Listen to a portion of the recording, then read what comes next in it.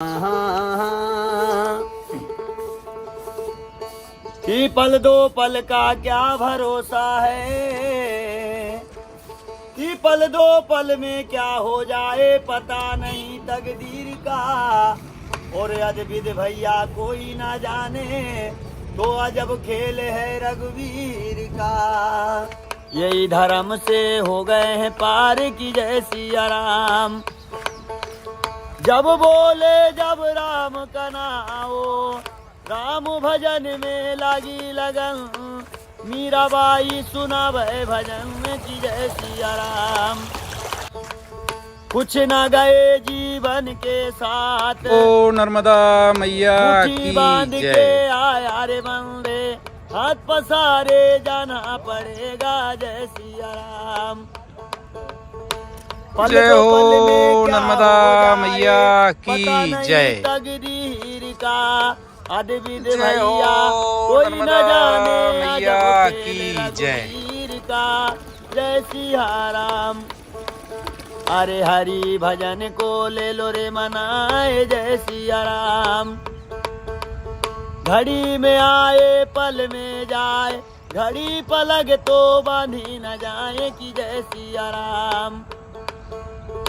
कुछ न गए जीवन के साथ, जब बोले रे जब राम का नाम जय सिया राम। यही धर्म से हो गए हैं पार की जय सिया राम।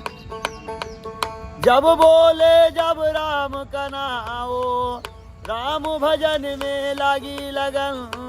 मीराबाई सुना वह भजन की जय सिया राम। कुछ न गए जीवन के साथ, मुट्ठी बांध के आया रे बंदे, हाथ पसारे जाना पड़ेगा जय सिया राम। पल दो पल में क्या हो जाए पता नहीं तकदीर का।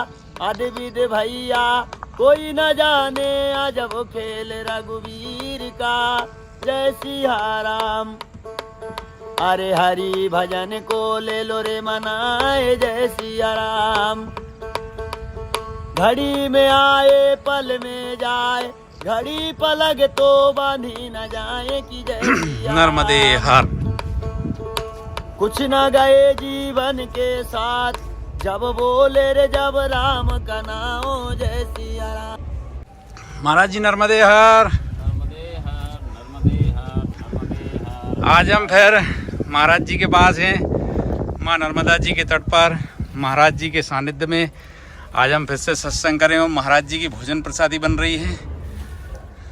महाराज जी नर्मदे हर। नर्मदे हर नर्मदे हर नर्मदे हर। आइए बैठिए। आज हम फिर हमारे परम पूजनीय महाराज जी श्री जसवंत दास महाराज जी के सानिध्य में हैं। और आज हमें फिर माँ नर्मदा जी की कृपा से महाराज जी से सत्संग करने का सानिध्य प्राप्त हुआ है। और हमारे दर्शक गणों के द्वारा बहुत कमेंट्स किए गए थे पहले वीडियो में कि महाराज जी से फिर से सत्संग करें, वो फिर से एक वीडियो लाएं। और हमारी माँ नर्मदा जी की कृपा से और महाराज जी के आशीर्वाद से आज फिर एक छोटी सी कोशिश कर रहे हैं हम महाराज जी से सानिध्य में सत्संग करने का। अब हम महाराज जी से सत्संग की कुछ चर्चा करेंगे जो पहले वीडियो में जो छूट गई थी। हम इस बार कोशिश करेंगे कि इस वीडियो में हम उनके सत्संग को शामिल करें। महाराज जी ने बहुत ही हमें ज्ञानवर्धक और मार्गदर्शन देने वाली बातें बताई थी। नर्मदे हर महाराज जी। नर्मदे हर नर्मदे हर। तो 15 दिन हो गए थे, कढ़ी नहीं बनाई थी, तो आज कढ़ी बनाने जा रहे हैं। जी महाराज। कढ़ी और टिक्कड़। कढ़ी और टिक्कड़। संतों महात्माओं की भोजन प्रसादी बहुत ही अद्भुत रहती है।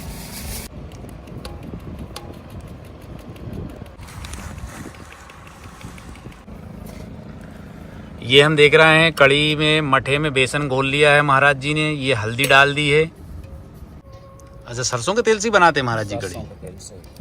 देख रहे हैं कि यंग अवस्था में भी घुटनों में दर्द आ रहा है, तो इसके लिए महाराज जी कुछ जड़ी बूटी बताने की कृपा करें ना महाराज जी। जरूर। ये क्या है, आज के दौर की आम समस्या बन गई है। और घुटनों का दर्द और किसी भी प्रकार का आपका कहीं का भी जोड़ों का दर्द हो तो क्या है कि बुजुर्गों को ज़्यादा समस्या आ रही है और उनके लिए ये है कि पहले जो हम बता रहे हैं उसको आप पूरा करिए। जी। पहला, अगर आपकी उम्र 60 प्लस है तो आपको कैल्शियम की कमी की जो पूर्ति है वो आपको गोलियों से होने वाली नहीं है, दूध और दही से भी होने वाली नहीं है, क्योंकि आपका शरीर 60 प्लस हो गया है तो आपको चूने का सेवन करना है। चूने का सेवन करना है जो कैल्शियम की कमी को बहुत जल्दी पूर्ति करता है। आप पान के पत्ते के साथ में भी खा सकते हैं, आप गुड़ के साथ में भी खा सकते हैं। पहला याद रखिए चूने का सेवन। तो महाराज चूने की मात्रा कितनी होना चाहिए? चूने की मात्रा इतनी होनी चाहिए, बिल्कुल एक दाना बना के आप थोड़ा थोड़ा, लेकिन आप रेगुलर लेंगे तो वो आपका सारा कुछ कवर कर लेगा। पहला हो गया चूना। और दूसरा मेथी दाना। 1 चम्मच मेथी दाना गर्म पानी में रात को डाल देना है और सुबह उस पानी का सेवन करना है और मेथी दाने को चबा चबा करके खाना है। 2, तीसरा हो गया एलोवेरा। एलोवेरा को आपको अगर आप खा सकते हैं, हमारे साधु संत तो कच्चा उसको छील के खा लेते हैं, कोई समस्या नहीं, कोई कड़वा नहीं लगता। अगर आपको ऐसा नहीं खा सकते तो फिर आप उसका हलवा बना सकते हैं एलोवेरा का।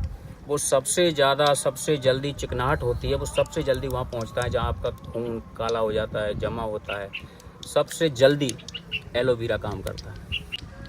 अब यहाँ पर आपको एक बात, ये 3 चीज़ें हमने बताएं, अब आपको ये ध्यान देना है कि एक तेल बनाया जाएगा। घर में ही आप तेल को तैयार कर सकते हैं, जो मैं विधि बता रहा हूँ, लगाने के लिए घुटने में और कमर में मालिश करने के लिए। जी जी। 250 ग्राम जी आपको सरसों का तेल लेना है। जी जी। और उसमें 2 चम्मच अजवाइन पिसी हुई, अच्छा अजवाइन पीस के डालना है पीस के उसमें? डालना है जी। और 2 चम्मच मेथी दाना, 2 चम्मच मेथी दाना पीस के। और इसके अलावा आप 1 अदरक का टुकड़ा बड़ा सा, हाँ। और 25 लौंग और 25 लहसुन की कलियां, 25 लौंग और 25 लहसुन की कलियां, ये आपको डाल देनी है।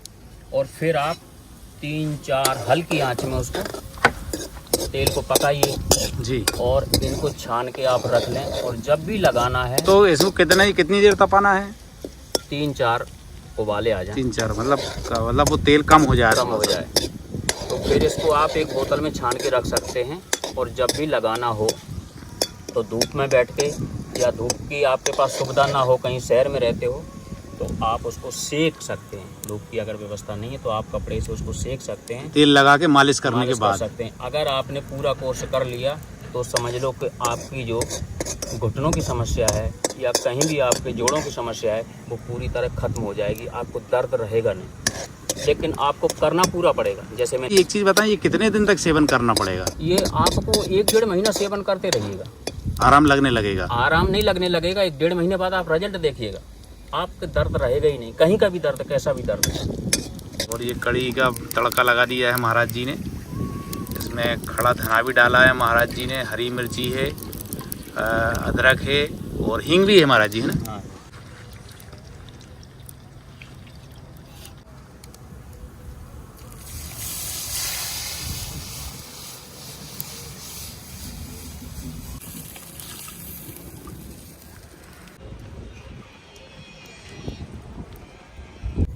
अच्छा ये अजवाइन भी डाल रहे हैं टिक्कड़ में? हाँ जी, अजवाइन।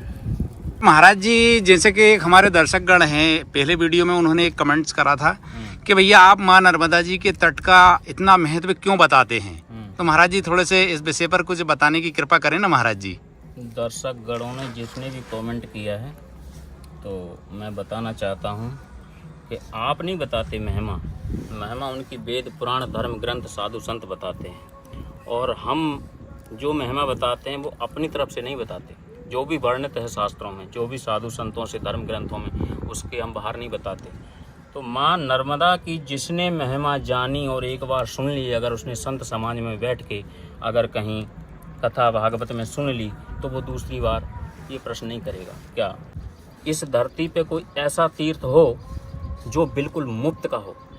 आप किसी भी तीर्थ में जाते हैं पैसा खर्च होता है, कहीं भी जाओ आने का जाने का किराया, कमरा और खाना पैसे से होगा, दुनिया का ब्रह्मांड का एकमात्र ऐसा तीर्थ नर्मदा खंड है जहाँ 1 रुपये खर्च नहीं होता। और जो भी जितनी भी परिक्रमाएँ चल रही हैं सबको खर्च तो नहीं होता, प्लस मिलता है दक्षिणा। चाहे आप अमीर हो और चाहे गरीब हो, अगर आप दक्षिणा नहीं लेते तो ये अपमान समझा जाएगा माँ नर्मदा का। जी महाराज।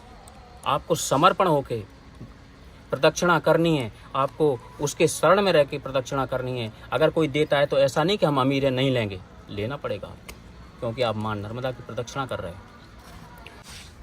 कि यमुना जल का आप आचमन करते हो, सेवन करते हो तो 7 दिन में पवित्र करता है।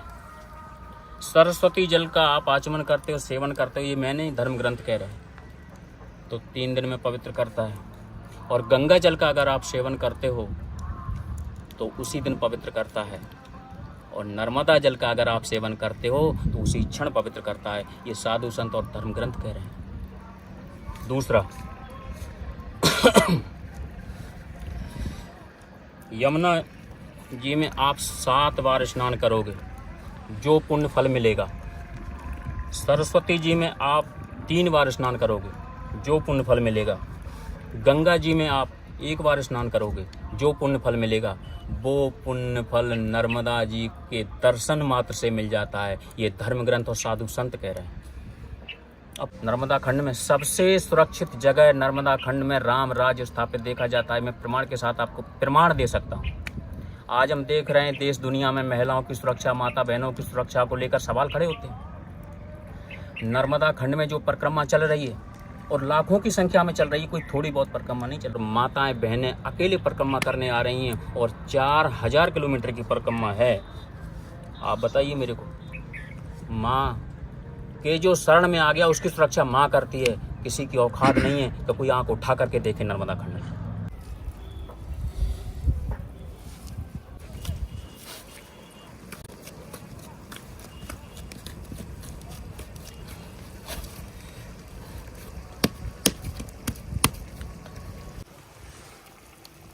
ये गुरुजी ने धनिया डाल दी है।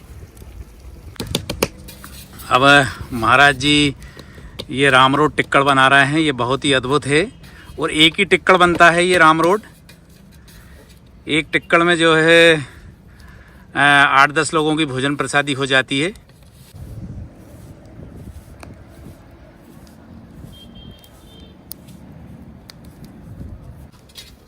अच्छा महाराज जी, जैसे कि हमारे दर्शकगण ये भी जानना चाहते हैं, कई दर्शकगणों के हमारे पहले वीडियो में कमेंट्स आए हैं कि माँ नर्मदा जी की जो परिक्रमा करते हैं तो परिक्रमा में आपने 3 परिक्रमा का बड़ा महत्व बताया था। तो थोड़ा सा महाराज जी फिर से बताने की कृपा करें ना महाराज जी, ताकि हमारे दर्शकगणों को सभी को परिक्रमा के विषय में जानकारी मिल सके।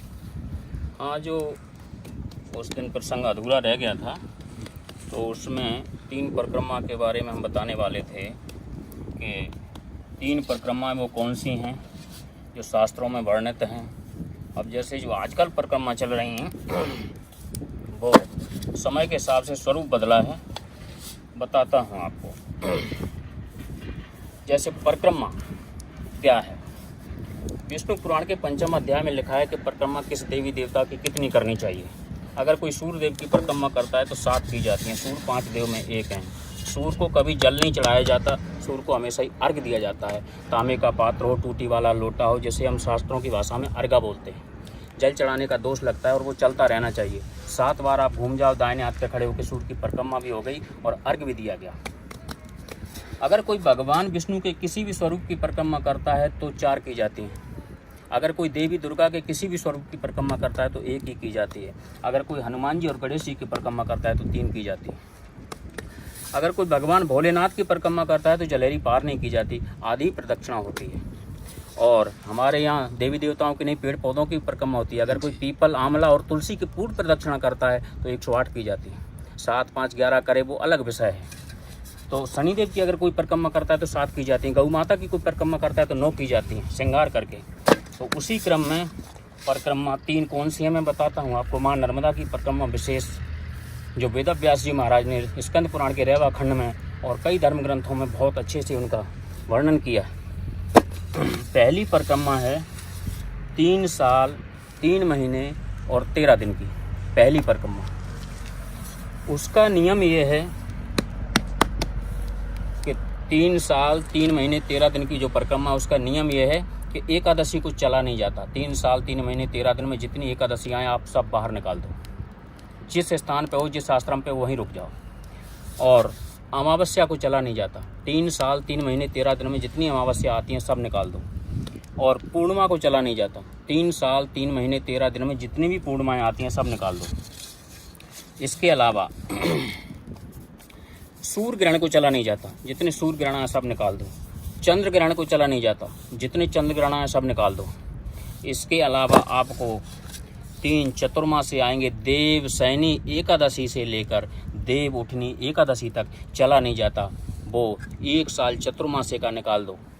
और सब दिन निकाल के फिर टोटल करो कि हमारे पास कितने दिन बचे चलने के लिए। वेदव्यासी महाराज कहते हैं। अब वेदव्यासी महाराज कहते हैं कि जितने दिन आपके पास बचे 3 साल 3 महीने 13 दिन में, आपने वो दिन निकाल के जो टोटल बचे उसमें 22 दिन और जोड़ दो। कौन से 22 दिन? कि हमारी जो सृष्टि है ग्रह नक्षत्रों से चलती है। और 3 साल में एक अधिक मास भी आता है जिसे हम मल मास या लौत का महीना कहते हैं। तो हमारी जो सृष्टि है वो ग्रह नक्षत्रों से चलती है। वो अधिक मास जो होता है तो उसमें जो दूसरा महीना होता है वो कभी 30 दिन का नहीं होता। इसलिए हमारे साधु संत धर्म ग्रंथों ने वो 22 दिन पकड़े और उसमें डाल दिए। तो फिर वेदव्यास जी महाराज लिखते हैं कि अब जो आपके पास दिन बचे, अब ये सुन लो कि चलना कैसे है। जैसे कोई 9 महीने की गर्भवती महिला कमर पे भरा हुआ पानी का घड़ा लेकर के चलेगी तो कैसे चलेगी? धीरे धीरे धीरे धीरे। क्यों? क्योंकि आप मैराथन दौड़ लगाने नहीं आए, आप प्रदक्षिणा करने आए माँ। धीरे क्यों? कि आपका जो पिछला कदम रखा है, अगला कदम तब रखा जाए जब आपके मुख से एक जाप निकले। तो वो महिला कितना चलेगी एक दिन में? वेदव्यासी महाराज ने टारगेट दिया कि सूर्योदय से पहले नहीं चलना, परिक्रमा का नियम, सूर्यास्त के बाद नहीं चलना। तो वो महिला एक दिन में, क्योंकि वो 9 महीने की गर्भवती भी है और कमर पे पानी का भरा हुआ घड़ा लेकर के चल रही है, तो उन्हें टारगेट दिया वेदव्यासी महाराज ने कि वो महिला एक दिन में 8 किलोमीटर चलेगी। जब 8 किलोमीटर से भाग दिया गया, जो दिनों का टोटल मैंने बताया आपको, तो वो परिक्रमा 3 साल 3 महीने 13 दिन में पूर्ण हो जाती है, हमारे ऋषि मुनियों के सूत्र। अब इसके अलावा जो दूसरे नंबर पे है वो है जलहरी परिक्रमा।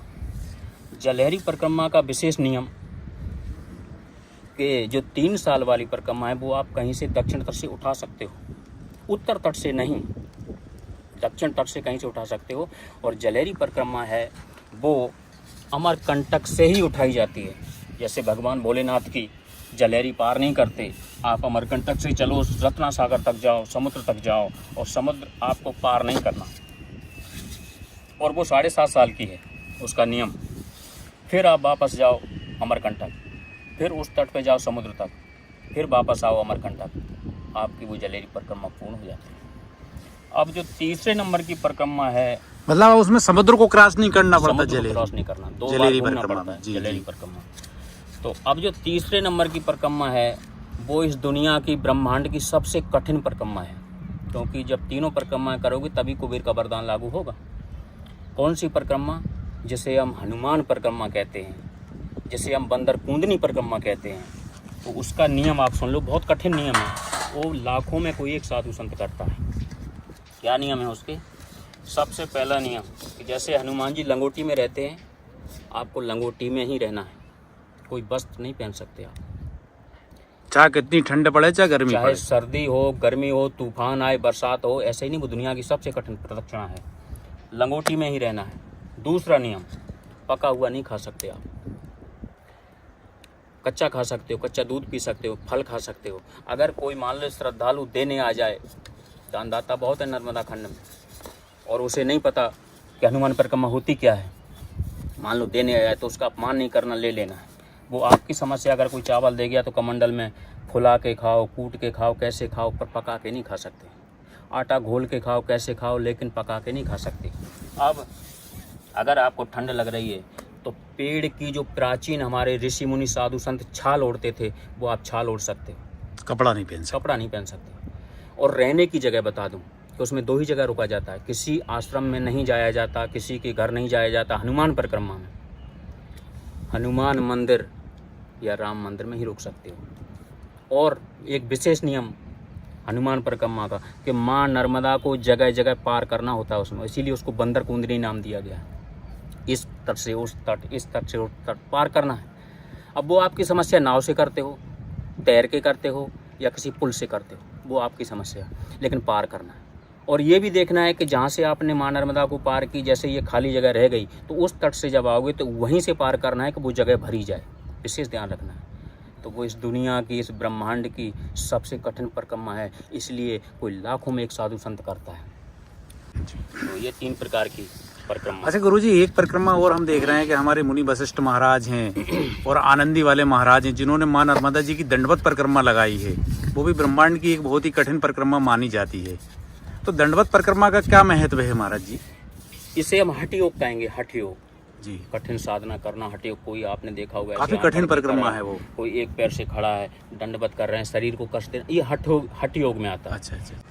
तो क्या बताया मैंने आपको, पैदल परिक्रमा भी चल रही है, साइकिल से भी पूरी परिक्रमा चल रही है, मोटरसाइकिल से भी पूरी परिक्रमा चल रही है, और कार से भी पूरी परिक्रमा चल रही है, बस से भी पूरी परिक्रमा चल रही है, और ट्रेन से भी पूरी परिक्रमा चल रही है। और मैं ये भविष्यवाणी करता हूँ कि आने वाले 3 साल में लोग भक्त हेलीकॉप्टर से भी परिक्रमा करेंगे, ये मेरी भविष्यवाणी है।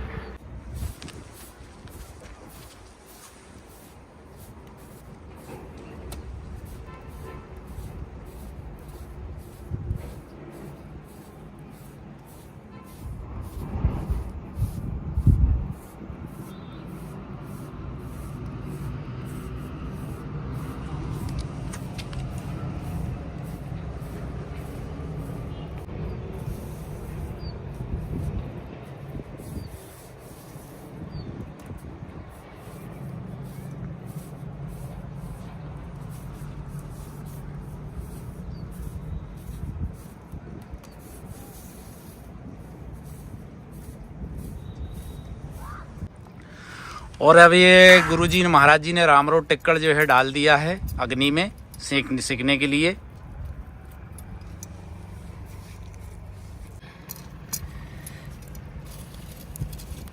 और ये अंदर डाल दिया है, काफ़ी कम से कम आधे पौन घंटे, ये 40 से 45 मिनट ये अग्नि में दबा रहेगा रामरोड टिक्कड़। इसके बाद ही सिक पाता है, क्योंकि काफ़ी मोटा रहता है।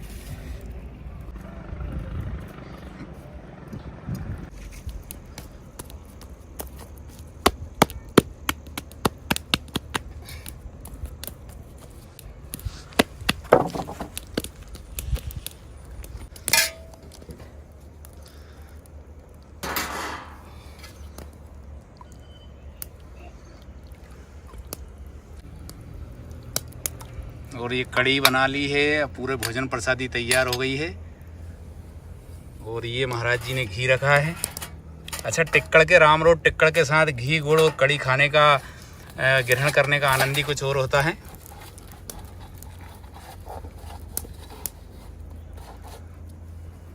और ये टिक्कड़ रख लिया। अच्छा, इसमें से थोड़ा थोड़े तोड़ के सभी को देते जाते हैं ना महाराज जी? हाँ जी, हाँ जी। और ये कड़ी है, और ये घी है, ये गुड़ भी रखा है महाराज जी ने। और ये अब भगवान को भोग लगेगा, माँ नर्मदा जी को भोग लगेगा। इसके बाद ही भोजन ग्रहण करा जाएगा। जय हो नर्मदा मैया की जय। आज हमें माँ नर्मदा जी के तट पर में महाराज जी के दर्शन हुए, और वीडियो के माध्यम से हमारे सभी दर्शकगणों को दर्शन हुए। हम सब धन्य हुए। महाराज जी आपको दंडवत प्रणाम। महाराज जी, नर्मदे हर। नर्मदे हर, नर्मदे हर, नर्मदे हर।